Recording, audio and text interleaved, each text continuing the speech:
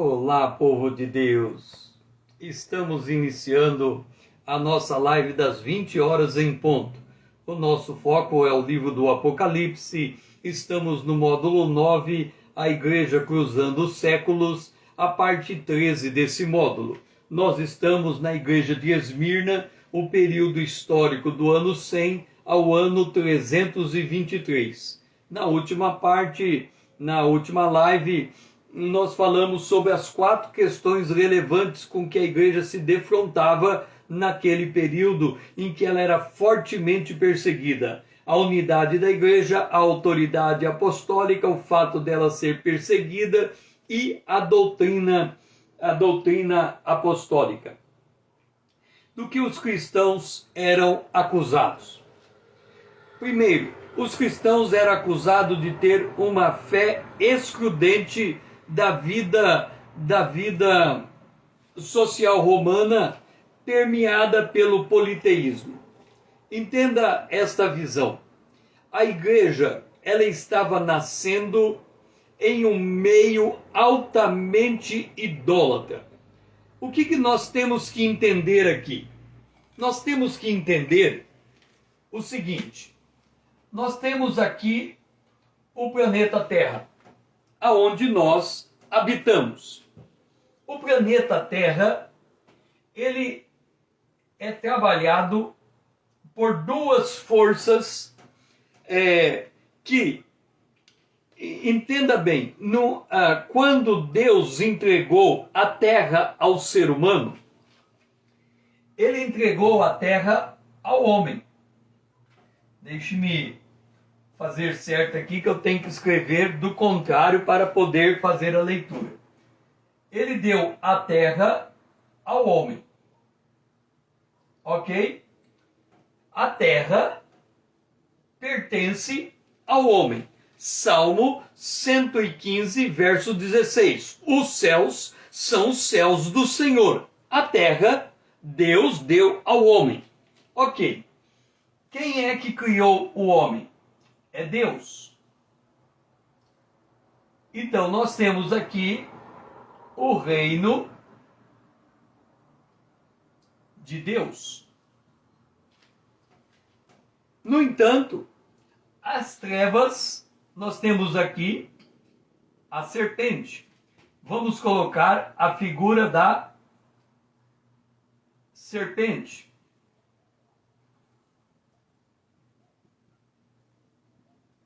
A serpente enganou o homem. Da serpente, ela se tornou Satanás, o adversário de Deus, e ela se tornou o diabo, e ela se tornou o grande dragão. Ok? Isto aqui é o império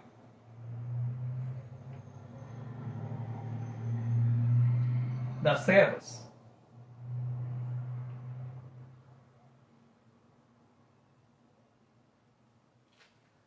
Isto é o império das trevas. Rita, seja bem-vinda. Nós temos que entender que o mundo isso aqui é o mundo. O mundo, ele jaz no maligno. No maligno.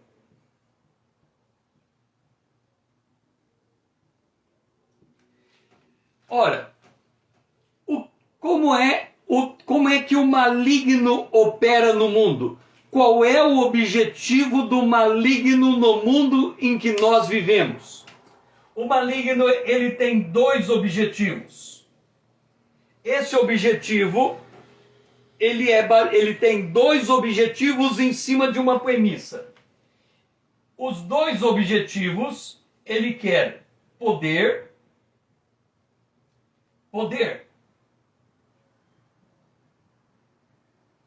Aqui ele quer poder político e aqui ele quer poder religioso. Ele quer poder político e ele quer poder religioso. Por que ele quer os dois poderes, político e religioso? Porque ele quer ser igual a Deus. Ele quer ser igual a Deus. E aonde está o campo de batalha? No mundo, no homem. O homem é o centro da batalha. O que Deus quer do homem? Ele quer resgatar o homem do império das trevas. Esse é o objetivo de Deus. Ele quer resgatar o homem do império das trevas. Agora, entenda uma coisa. Presta bem atenção nisso, porque se nós não entendermos a natureza espiritual do ser humano, nós não vamos entender o mundo que estamos vivendo. Lembra quando Deus chamou Abraão? Ele chamou Abraão do meio de uma família idólatra. Aquela família era absolutamente idólatra. O único que ouviu a voz de Deus foi Abraão. E qual foi a ordem de Deus? Sai da tua terra, sai da tua parentela, sai e venha para a terra que eu te mostrarei. Sai da tua terra, deixa a tua parentela e vai para a terra que eu vou te mostrar. Abraão, ele sai como peregrino. Quando Abraão sai como peregrino, entenda isso. Existe uma máxima no mundo, que, ok, eu sou cristão, você é cristão, você é cristã, eu e você precisamos comer, precisamos beber, precisamos vestir, precisamos trabalhar. E quando a gente vai ao trabalho, ao mercado de trabalho, nós precisamos ser pessoas de alta performance. Nós temos que produzir resultado. E aí, o que se diz? Ora, se eu vivo no mundo e eu tenho que me alimentar desse mundo, o que eu tenho que fazer nesse mundo? Eu tenho que me comportar como um cidadão desse mundo. E aí, eu olho para quem está à minha volta, presta bem atenção nisso, eu olho para quem está à minha volta e digo assim: como é que as pessoas deste mundo, elas conseguem o que elas precisam? Elas têm partido político, elas têm sindicato, elas têm organizações. Então, mediante estas coisas, elas alcançam o que elas precisam. Óbvio. Lembra quando nós voltamos lá atrás e falamos que a primeira civilização que existiu na Terra foi feita por Caim, fora da presença de Deus?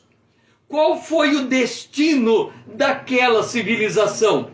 O destino daquela civilização, ela foi para o fogo, ou para as águas, para o dilúvio. Ela desapareceu no dilúvio. Ora, a civilização que nós conhecemos hoje, ela está preparada para o juízo. Entenda uma coisa, o nosso Deus, ele deixa os homens na terra viverem a vida que eles quiserem viver. Há restrições, mas os homens quebram as restrições. O Salmo 77, ele fala assim: quando eu vi a prosperidade do ímpio, eu quase caí. Quando eu entrei na casa de Deus e vi o fim deles, então eu entendi. O que nós não estamos entendendo? O mundo jaz no maligno. O mundo quer poder político e o mundo quer poder. Satanás quer poder político e Satanás quer poder religioso. Como é que ele faz para ter poder político?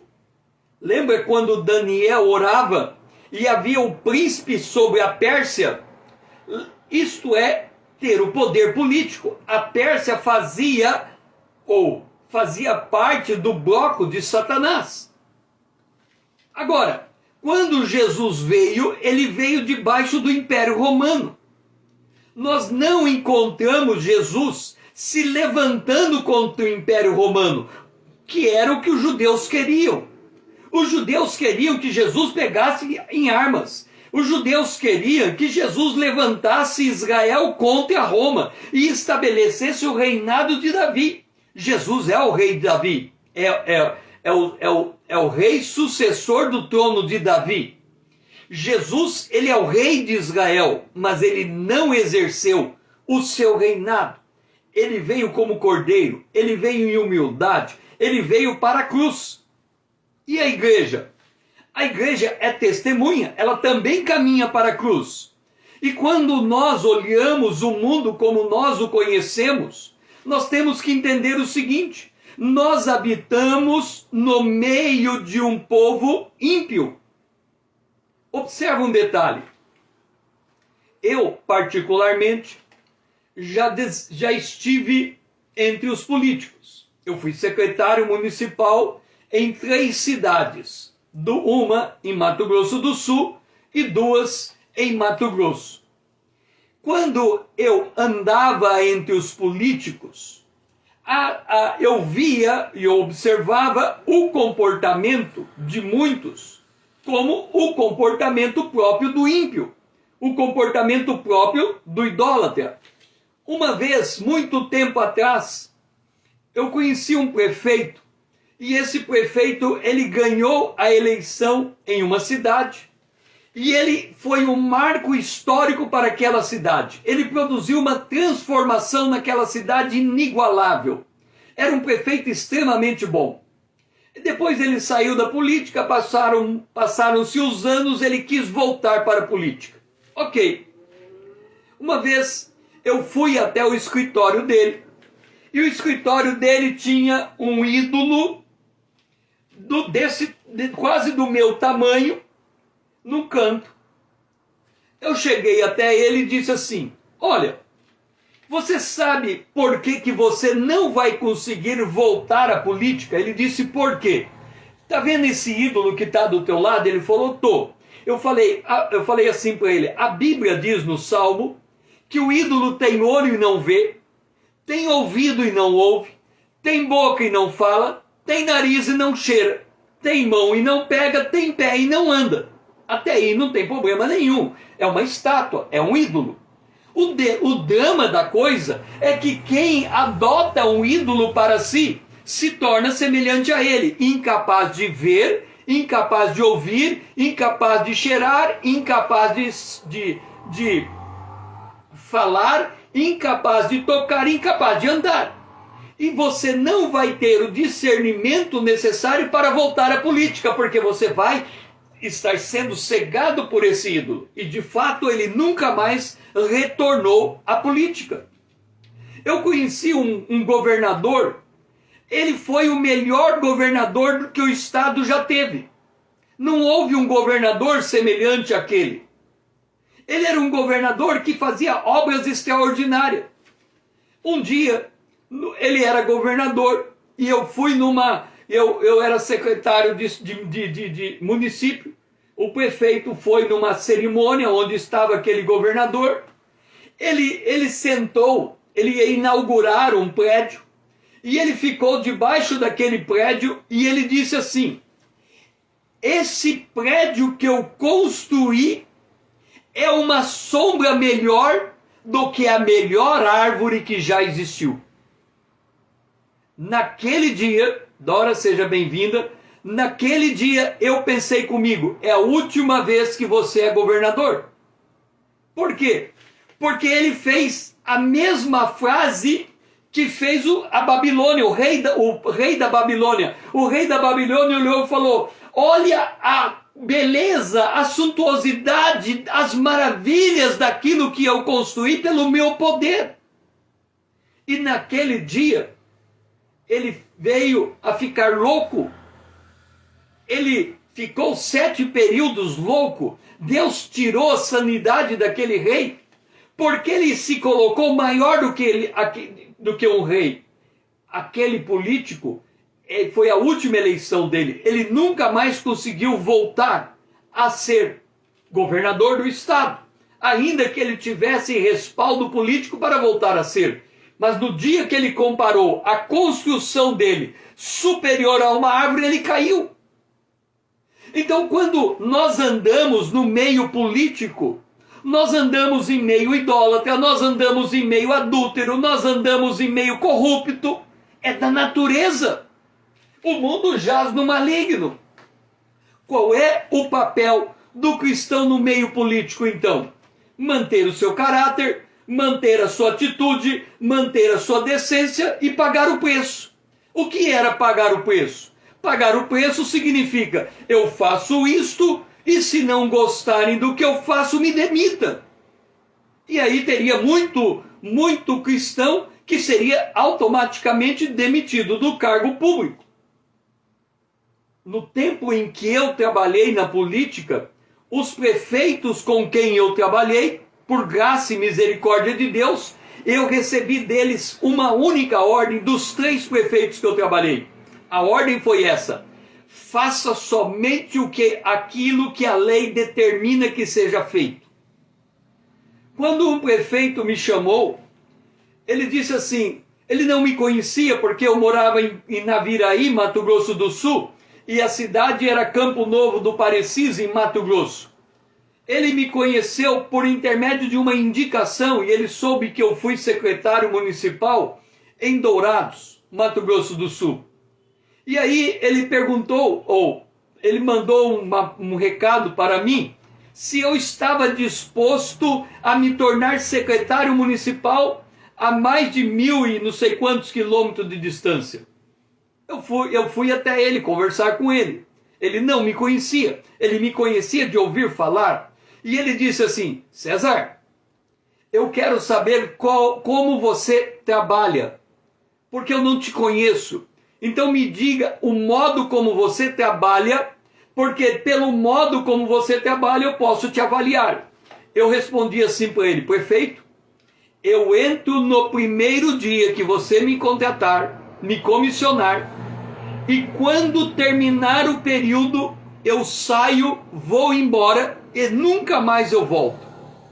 Ele levou um susto, porque eu disse, eu entro no primeiro dia, trabalho, quando terminar o último dia, eu vou embora e nunca mais eu volto. Ele falou, o que significa isso? Eu disse, significa que todos os meus atos serão baseados na lei e eu não terei que responder por nenhum deles. Eu vou estar absolutamente tranquilo e quando terminar o governo, eu não terei que voltar para responder por nenhum ato de governo. De fato, nos 10 anos que eu trabalhei nas prefeituras, eu nunca tive que responder por um ato de governo perante o Tribunal de Contas. Todos os meus atos foram aprovados. Um detalhe, num determinado lugar, um vereador se levantou contra mim, fez uma denúncia, eu fui encaminhado perante o Ministério Público, e o promotor chegou diante de mim e disse assim, César, me conte o que você fez. Quando eu contei, eu detalhei o que eu tinha feito, ele disse, se tem alguém que não cometeu erro nesta causa, é você. Você está sendo retirado do processo e outros vão responder pelo que eles fizeram. De forma que você paga o preço.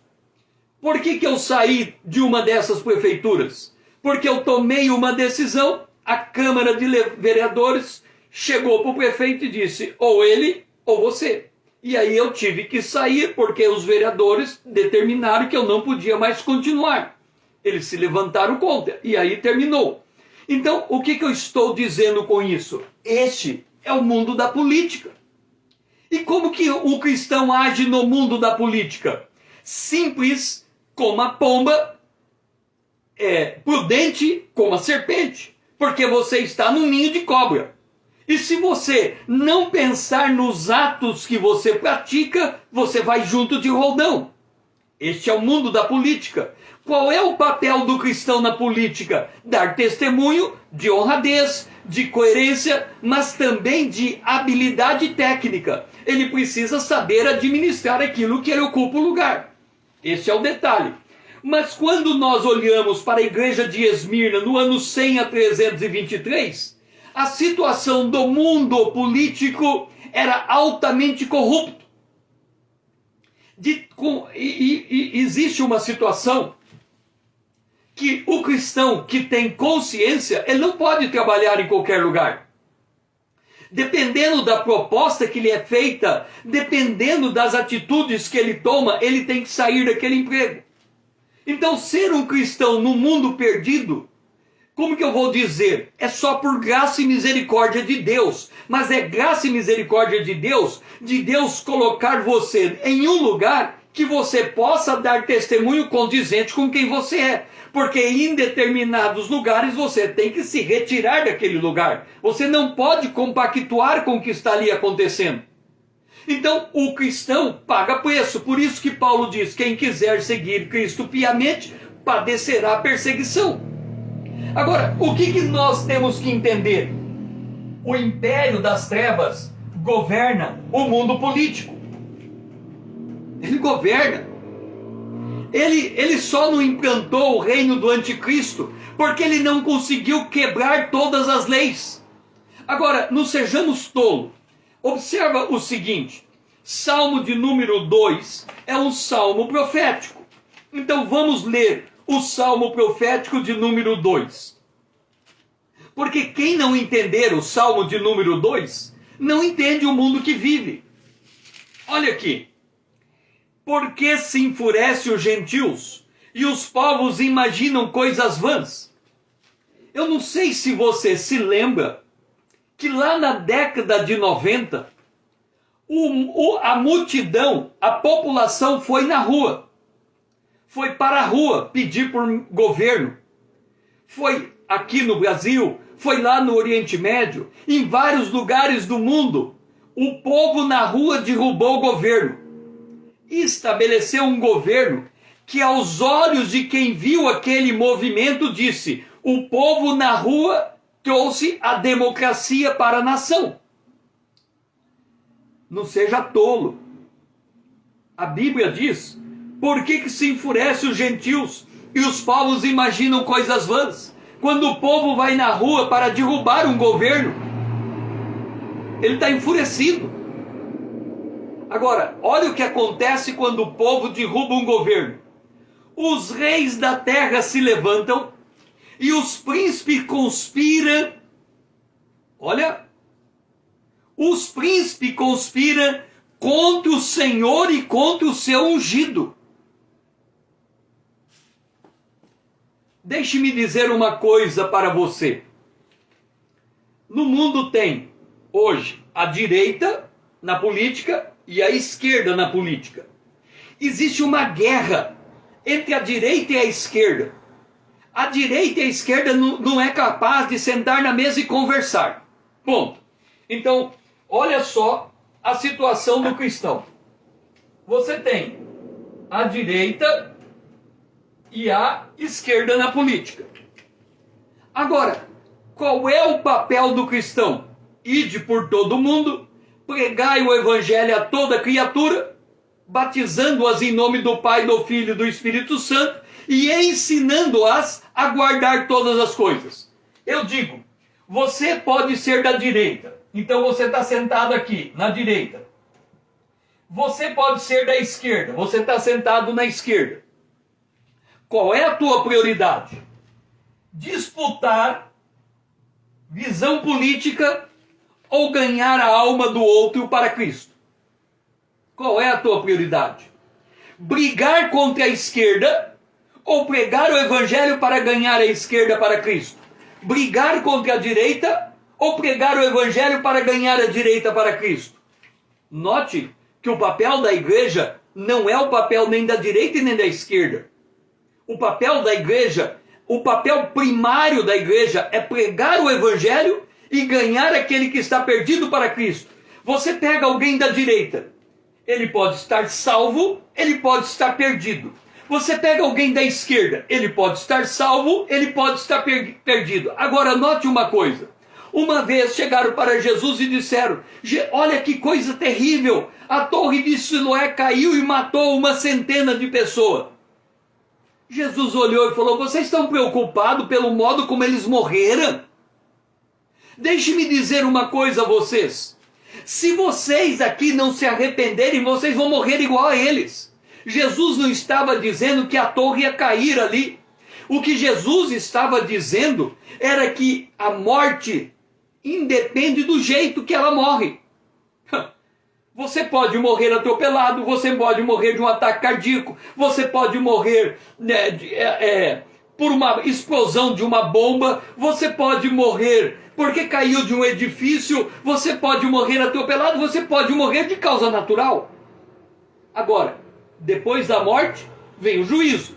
Depois do juízo, se não tiver no livro da vida, vem a segunda morte. Então, que diferença faz morrer de um jeito ou de outro?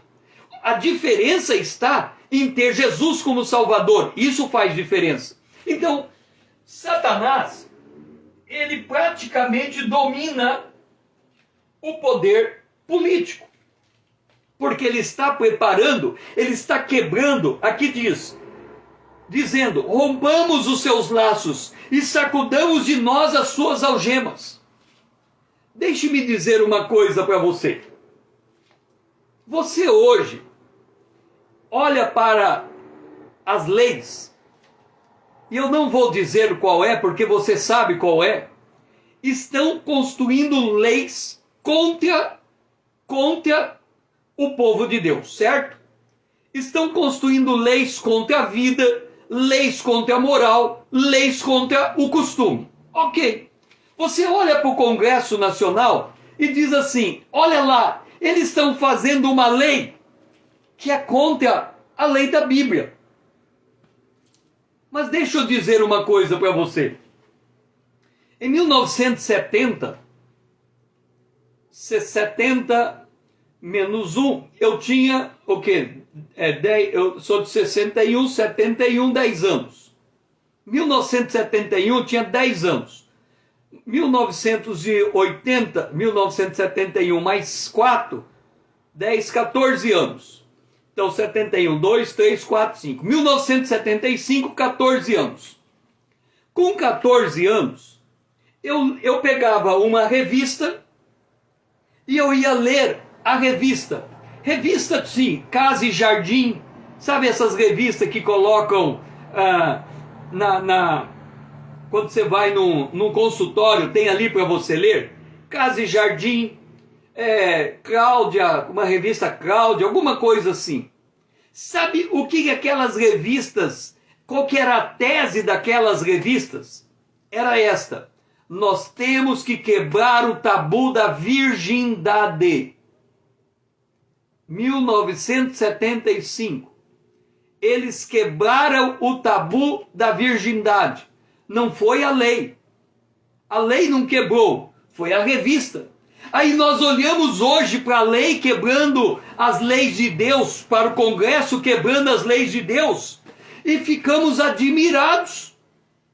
Como que eles podem quebrar a lei de Deus? Mas as revistas estavam quebrando a lei de Deus desde a década de 60, a década de 70, quebrando todos os tabus. Para hoje, o quadro político poder terá a ousadia de ir lá e fazer uma lei contrária à lei de Deus. O que eu estou dizendo com isso? Quando era uma coisa pequena, uma coisa de uma revista, aonde estava a igreja? A igreja estava quieta. Por quê? Porque Satanás, ele quer o poder religioso também. Significa que lá na alta liderança da igreja, ele tem tanta influência como ele consegue ter influência entre os altos escalões da política. E é isso que o povo comum não entende. Ele olha para aquelas altas lideranças religiosas E eles dizem, aqui está o povo de Deus, lá está o povo ímpio. Mas não existe isso. Entre os da direita tem crente, entre os da esquerda tem crente, entre os que estão na igreja tem crente, mas entre aqueles que estão dentro da igreja, no rol do membro da igreja, tem pessoas que não nasceram de novo. São joios no meio do trigo. É por isso que a igreja de Esmirna, ela tinha que conviver com falsas doutrinas. Mas a igreja de Esmirna, ela pagou o preço de viver em um mundo totalmente corrompido. E que para ela manter a sua fé, ela tinha que sair do mundo. É que eu não tenho aqui agora comigo. Mas deixe-me dizer uma coisa. Há alguns anos atrás, no sistema bancário, você tinha o talão de cheque. Quem se lembra de pagar tudo com o talão de cheque? Você se lembra? Fazia o cheque e pagava a conta com o talão de cheque. Depois mudou. Hoje você paga a conta com cartão de débito e com cartão de crédito. Uma melhoria. Então, você faz negócios com cartão de débito e com cartão de crédito. É uma melhoria. E você pode ser um empresário, você pode ser um funcionário, e você pode ser um servidor, e você pode ser um profissional liberal, e você tem o teu cartão de débito e o teu cartão de crédito. Agora eu lhe pergunto, se algum dia você chegar no banco, e o banco dizer, olha, nós estamos aqui com um novo um meio de pagamento absolutamente seguro. Você vai falar, que bom, cartão de débito e cartão de crédito já era melhor do que o cheque. Agora você está me dizendo que tem algo muito mais seguro que um cartão de crédito e débito. Ele tenho? Como que funciona? Eu vou colocar um chip na tua mão e um chip na tua testa. A partir daquele dia, você tem que fazer uma opção. Ou você continua no sistema financeiro, trabalhando no seu negócio, comendo o seu pão, ou você diz àquele gerente, eu vou quebrar o meu cartão, vou fechar a minha conta e a partir de hoje eu não opero mais no sistema bancário. Aí você não paga mais os teus fornecedores, porque eles só recebem no sistema bancário e eles vão estar com chip. Aí a Bíblia diz assim, quem não tem a marca da besta não compra e não vende. O que significa isso? Significa que lá na igreja de Esmirna, quando você dava testemunho de Jesus, você era obrigado a sair do meio social por causa da idolatria, por causa da corrupção, por causa da devassidão. Nós estamos chegando a uma época que nós vamos ter que fazer a mesma coisa. O mundo é cíclico. Vai voltar ao mesmo lugar. Vai voltar. Por quê? Porque Deus disse, o povo não aprendeu com o dilúvio. Então a terra está reservada para o fogo. E se não fosse abreviado aqueles dias, nenhuma alma se salvaria. Essa é a natureza do homem caído. Agora, a igreja de Esmirna tinha fé excludente. E eles eram criticados. Claro que é. Se você é crente e você segue Cristo piamente, você vai ser criticado por sua posição. Você vai ser criticado por quem está na direita, você vai ser criticado por quem está na esquerda. Ninguém vai concordar com você, porque você é do reino de Deus e muitos são do império das trevas. Então não tem acordo entre a luz e as trevas. O apóstolo Paulo diz que não há como manter. Como é que você vai fazer uma sociedade com um homem ímpio e você cristão? São duas naturezas diferentes. São duas fontes de consulta diferentes. Então é muito difícil administrar situações como esta. Precisa de conhecimento da palavra de Deus, precisa de discernimento, precisa de precisão profética, porque se você tomar uma atitude errada, é um laço, e te laça e te derruba. Então, os cristãos eram criticados por adotar uma fé que não era baseada no raciocínio e no pensamento crítico. Deixe-me dizer uma coisa para você. Tem muita gente que diz que há um conflito entre a fé e a ciência. E aqui era a crítica. Tinha o pensamento grego, tinha a filosofia grega. Então vamos pegar Paulo em Atenas. Paulo, ele vê um monte de ídolos. E ele vê um lugar escrito assim, ao Deus desconhecido. Havia tanto ídolo, mas tanto ídolo, que quando eles fizeram aquele templo cheio de imagens, eles pensaram assim, será que nós não esquecemos de algum ídolo? O que nós vamos fazer?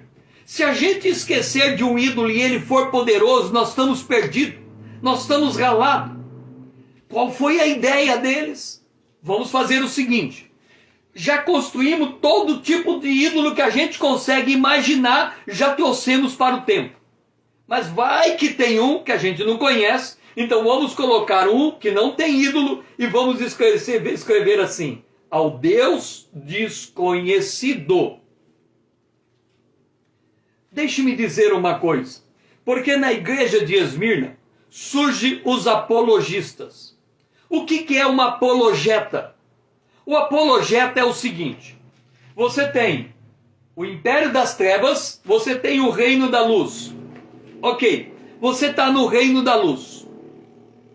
Aí, você está no reino da luz e você se converteu, mas o seu marido não se converteu com você. Ou o contrário, o marido se converteu, mas a mulher não se converteu com ele. Ok. Acontece que a mulher que não se converteu, ou o homem que não se converteu, é idólatra. Então tem um ídolo em casa. O cristão mora na mesma casa ali. E ele não tem ídolo, porque ele crê em Jesus. E agora, como é que fica? Aí, ele tem duas atitudes. A primeira, ele diz, eu sou crente, na minha casa não tem que ter ídolo e eu quebro o teu ídolo. Ou ele vai dizer, não, eu não vou quebrar o teu ídolo, mas eu moro desse lado da casa e você mora daquele lado da casa, a casa está dividida. O apologeta, ele equaciona a coisa. Ele diz assim, não vamos brigar por causa de um ídolo. Você quer ficar com o teu ídolo? Fica com ele no cantinho aqui e eu vou ficar nesse cantinho de lado de cá. Aí você fala, César, que absurdo. Um crente casado, que se converteu, casado com a esposa que é incrédula, ele vai aceitar o ídolo na casa dele? Deixa eu te dizer uma coisa. Davi foi perseguido por Saul, você se lembra disso? Lembra que Saul queria matar Davi de tudo quanto é jeito? Mas teve um dia que Davi não sabia disso. Davi estava no quarto da sua esposa. Sabe quem que era a esposa de Davi? A filha de Saul, Micaia, alguma coisa assim. A esposa de Davi era filha de Saul. E a esposa de Davi ficou sabendo que Saul queria matar o marido dela. Ela falou, de jeito nenhum. Chamou Davi e disse assim, Davi, eu vou enganar os guardas. E você, sai daqui, foge. E eu vou dar um jeito de enganar os guardas. Ok. Davi fugiu e ela enganou os guardas. Sabe como que ela fez para enganar os guardas? Olha só, Davi era judeu, a filha de Saul era judia, os dois serviam ao único Deus, não havia outro Deus, o povo de Israel não é povo idólatra. Sabe o que ela fez? Ela pegou o ídolo dela, pôs na cama, cobriu, e quando os guardas entraram, pensaram que Davi estava dormindo. Ela tinha uma estátua como ídolo. A esposa de Davi tinha uma estátua como ídolo. Vamos voltar um pouco mais. Pega Jacó. Jacó chama o sogro dele e diz, sogro, não tem mais chance, eu vou embora e vou levar minha família, eu vou levar Raquel, vou levar Leia. Ele amava Raquel. Sabe o que aconteceu? Quando ele olha de longe, está o sogro dele vindo atrás dele. E ele, meu Deus, o que o sogro está fazendo? E o sogro chega para ele e falou, você quer ir embora, Jacó? Sim, claro, vou embora. Então devolve o meu ídolo. Jacó disse: que ídolo? Eu não peguei ídolo nenhum. Ele não pegou. Mas a esposa amada dele, Raquel, pegou o ídolo. E sabe como que ela escapou dessa? Ela sentou em cima do camelo e depois que o pai dela revirou o acampamento e não achou o ídolo, e ia tirar ela de cima do camelo, ela disse: pai, é o seguinte, eu estou com o costume das mulheres, está sangrando. Você vai me deixar, vai me obrigar a descer do camelo? Naquela época, tocar uma mulher naquela condição era ficar impuro. E aí ele disse: não, vai embora. E o ídolo estava debaixo da saia dela, do vestido dela. Vanessa, seja bem-vinda. Então observa que passou o tempo, Jacó reúne a família e ele diz assim: vamos tirar os ídolos. Ele sabia que o ídolo estava com Raquel, mas ele não falou diretamente com ela. O que é isso? Acontece que há esse conflito no mundo em que nós vivemos. E quando você pega a fé, o ímpio acha que a fé é irracional. A fé não é irracional, não. A fé, ela se apoia nos princípios da palavra de Deus. Por exemplo, a lei de Deus é: ama o teu próximo como a ti mesmo. Ama o teu inimigo, ore por ele. Dê comida a ele. Isso é o princípio, é a lei. E como você vai, quando você chega diante de uma pessoa, você fala: essa pessoa é minha inimiga. Aí você lembra, a palavra de Deus diz que eu tenho que tratar bem o meu inimigo. Você está raciocinando com base na palavra de Deus para expressar o seu comportamento diante do inimigo. Mas o ímpio não entende isso. Quando o ímpio fala: por que você fez isso? Ah, porque Jesus me ensinou. Ele vai dizer: como Jesus ensinou? Você é porventura um fanático? Mas se eu falasse: não, é porque Platão me ensinou, aí ele ia dizer: joia, agora você tem o conhecimento. Mas quando Paulo chegou lá e começou a pregar ao Deus desconhecido, e ele virou e falou: e esse Deus desconhecido mandou o seu filho Jesus, que morreu e ressuscitou. Olha que Paulo falou a palavra ressuscitou. Os sábios de Atena disseram sobre esta coisa: volte outro dia, vá embora, não queremos ouvir isso. Ele saiu de Atena, chegou em Corinto e disse: agora, em Atena, eu comecei com a sabedoria e levei o evangelho. A partir de hoje, em Corinto, eu começo com o evangelho e termino com o evangelho, e não quero mais saber de sabedoria humana. Porque sabedoria humana não converte ninguém. Se eu começar com sabedoria humana, as pessoas não vão compreender a fé. Então, você observa o que estou dizendo. A palavra de Deus, ela muda a natureza das coisas. Então, eles olhavam para os cristãos na igreja de Esmirna e diziam: esse povo é fanático. Esse povo não convive conosco. Há uma dificuldade de conviver. Bom, o que eu estou dizendo? Satanás, ele tem dois interesses no planeta Terra: o poder político e o poder religioso. Ele se infiltra, presta atenção, ele se infiltra na política, ele se infiltra na igreja. Nesses dois lugares, ele se infiltra. No que diz respeito à política, nós não estamos tratando nas cartas do Apocalipse, porque nós vamos entrar na política quando chegarmos no capítulo 12, no capítulo 13 do Apocalipse. Aí nós vamos enxergar o braço da política. Mas nas cartas à igreja, nós vamos enxergar o joio no meio da igreja.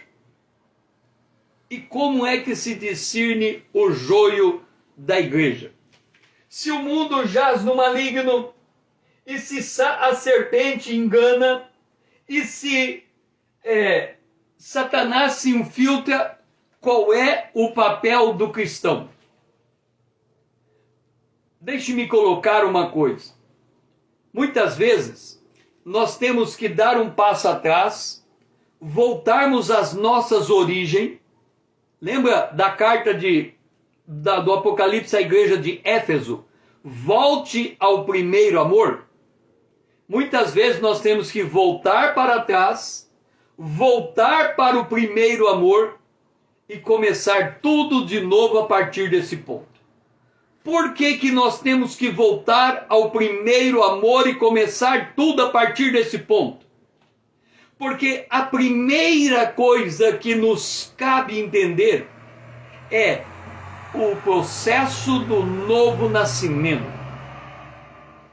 Se nós não entendermos a nossa identidade, não adianta tentar ensinar como o crente deve viver nesse mundo. Por quê? Porque quando nós encontramos a nossa identidade, Jesus, ele é o bom pastor, as ovelhas conhecem a voz do bom pastor e elas sabem o que devem fazer. Deixe-me dizer uma coisa para você. A coisa mais poderosa no mundo é uma bomba atômica. A coisa mais poderosa no mundo é uma bomba atômica. Os homens têm medo de bomba atômica. Poucos países no mundo têm direito a ter uma bomba atômica. E eles ficam vigiando os outros para não ter. Israel já cansou de lançar bombas no Irã para o Irã não conseguir terminar o seu projeto de bomba atômica. Bomba atômica é extremamente perigosa. Acontece que o objetivo de Satanás, e eu quero que você entenda isso, é poder. Poder político e poder religioso. Satanás, como é que ele consegue poder político e poder religioso? Na liderança, lá em cima, nos altos escalões. Porque quando Paulo fala em Atos capítulo 20, ele fala de lobo entrando no meio do rebanho. Então ele vem pela liderança. E quando ele domina a liderança, ele domina o povo. Agora, eu quero que você preste bem atenção nisso. O cristão, ele tem o Espírito Santo dentro dele. O cristão, ele tem o Espírito Santo dentro dele. O Espírito Santo dentro do cristão é o mesmo Espírito que lá em Gênesis, no capítulo 1, ele pairava sobre as águas até Deus dar a ordem: haja luz. E ele produziu luz.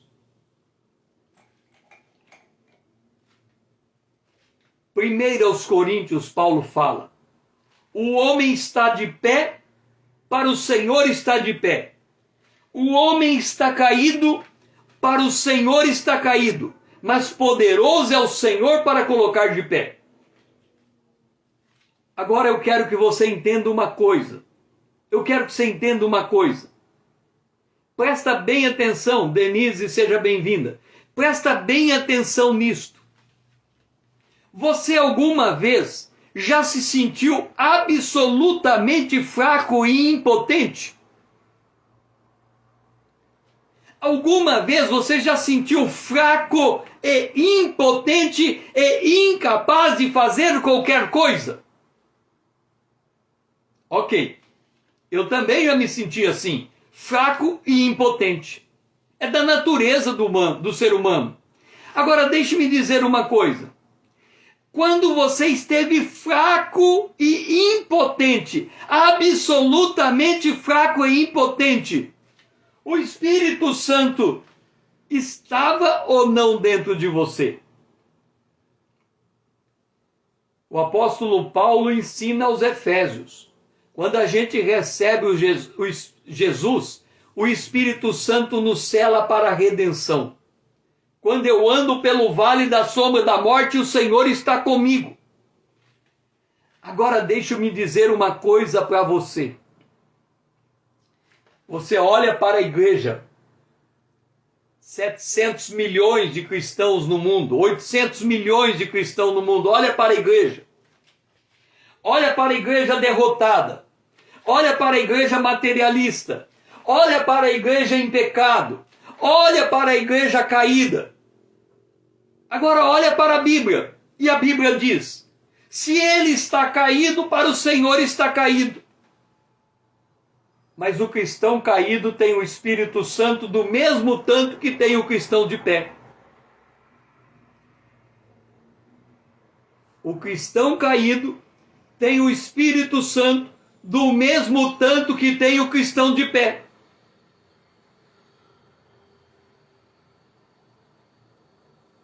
Antes de eu dizer o que eu vou dizer, você deve estar perguntando assim: César, você disse que trabalhou na política há 10 anos. Trabalhei. Como é que você conseguiu trabalhar na política? Olhando para a Bíblia. Como assim? Na Bíblia, lá no livro de Provérbios, tem algo escrito assim: o coração do rei, Deus inclina para onde Deus quer. O coração do rei, Deus inclina para onde Deus quer. Quando eu chegava na frente, deixe-me dizer uma coisa. Eu trabalhei debaixo da autoridade do prefeito, mas eu nunca obedeci um prefeito. Por que, César? Porque quando eu chegava no prefeito, eu dizia: prefeito, o que tem que ser feito é desse jeito, e cruzava o braço. O que Deus diz? Deus inclina o coração do rei para onde ele quer. Eu cruzava o braço. O prefeito podia dizer para mim: sim, eu vou fazer, e ele podia dizer: não, eu não vou fazer, e eu de braço cruzado. Se o prefeito dissesse: sim, eu vou fazer, ok, está feito. Se ele dissesse: não, eu não vou fazer o que você me pede, eu cruzava o braço e esperava. Se o que eu pedi fosse de Deus, Deus ia virar o coração dele porque eu queria. Se o que eu pedi não fosse de Deus, eu podia bater o pé que eu não mudava a vontade do prefeito. Então eu ficava de braço cruzado e esperava. E Deus, muitas vezes o prefeito voltava atrás e dizia: eu vou fazer. Outras vezes ele dizia: não vou fazer. E para mim estava definido que Deus falou pela boca do prefeito o que devia ser feito, porque o plano é do homem, o firmar o passo é de Deus. Então tudo que eu tinha que fazer era aguardar. Então eu olhava, eu dizia uma coisa e cruzava o braço e esperava Deus agir. Se a pessoa fizesse o que eu pedi, é porque Deus inclinou o coração dele para mim. Se ele não fizesse o que eu pedi, é porque o que eu estava pedindo não era coisa de Deus. Eu ficava aguardando na minha posição. César, por que você está dizendo isso? Porque a igreja tem o Espírito Santo. E se Deus entregar uma palavra dizendo: acorda, no mesmo instante o exército de Deus se levanta em toda a face da terra e a revolução vai ser tão grande que naquele dia vai acontecer o arrebatamento.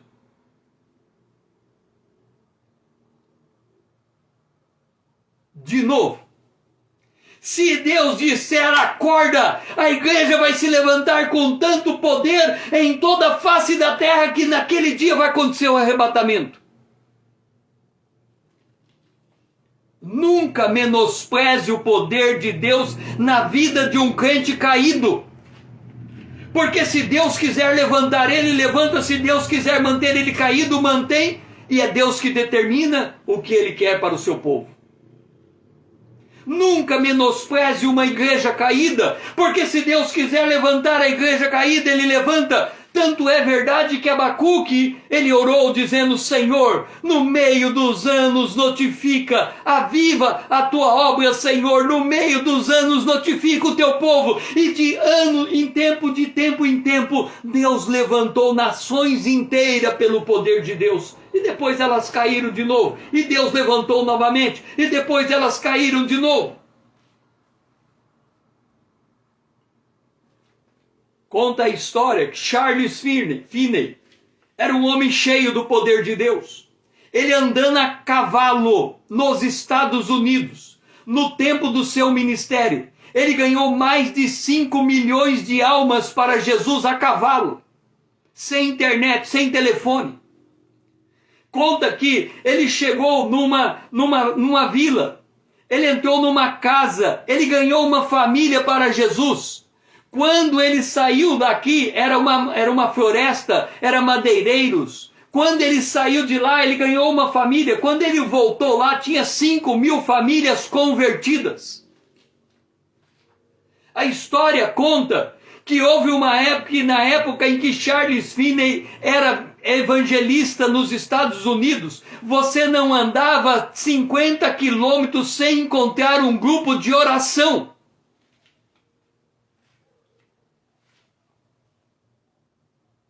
Quando você tem o poder de Deus nesse nível, as cadeias fecham e também os prostíbulos.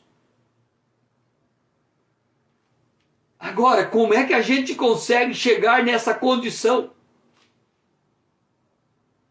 Nós temos que conhecer a glória de Deus. Nós temos que conhecer o Espírito de Deus. Nós temos que conhecer o Cordeiro de Deus. Nós temos que ser a igreja que é a noiva do Cordeiro, apaixonada. Porque Jesus disse: aqueles que me amam guardam as minhas palavras. Quando nós amamos de fato Jesus, quando nós estamos envolvidos com a causa de Deus, Satanás não consegue nos captar nem pelo poder político e nem pelo poder religioso. Ele não consegue. Porque o nosso coração está cheio do poder de Deus. Muitas vezes, quando queremos fazer algo, nós temos que atentar para o que Jesus disse: fique em Jerusalém até que do alto sejais revestido de poder. Jesus disse: o Espírito virá sobre vós e convencerá o mundo do pecado, da justiça e do juízo. E se a minha palavra e a sua palavra não está convencendo quem está em volta de nós, não é porque eles têm coração duro, é porque nós não estamos suficiente cheios do Espírito. Porque quem convence quem está do lado, seja morto do jeito que for, é o Espírito de Deus. Então o que a igreja precisa é gente levantada no poder de Deus, gente cheia do poder de Deus, gente que tem a palavra habitando ricamente no seu coração, gente que maneja bem a palavra da verdade de um lado para o outro, gente que pega a palavra de Deus como princípio para conduzir e nortear a sua vida, gente que é transformada pelo poder de Deus, pela palavra de Deus. Quando a Bíblia diz que nós somos transformados de glória em glória como pelo Espírito de Deus na imagem de Cristo.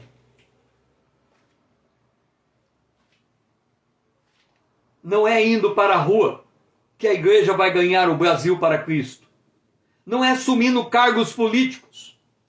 Porque o cristão, pela sua condição de ser, inserida onde ele estiver, ele vai exercer alguma coisa, seja engenheiro, seja político, seja arquiteto, seja médico, seja pedreiro. O cristão vai achar o que fazer nesse mundo, mas é o coração do cristão ligado a Deus que faz a diferença e não a sua profissão. Que você nesta noite possa se voltar para a palavra de Deus, mas voltar para entender a palavra, para ter norte a partir da palavra, porque é por ela que você vai enxergar a realidade como ela é e não vai se enganar com as notícias que correm pelo mundo, tentando te convencer que o mundo melhora ou piora de um jeito ou de outro. O mundo só vai melhorar quando Jesus voltar e eles reinar sobre a terra e a terra encherá do conhecimento da glória de Deus. Até lá, a agenda de Deus é ganhar alma, porque Jesus não veio, porque o Senhor não quer que o ímpio se perca, mas que se arrependa.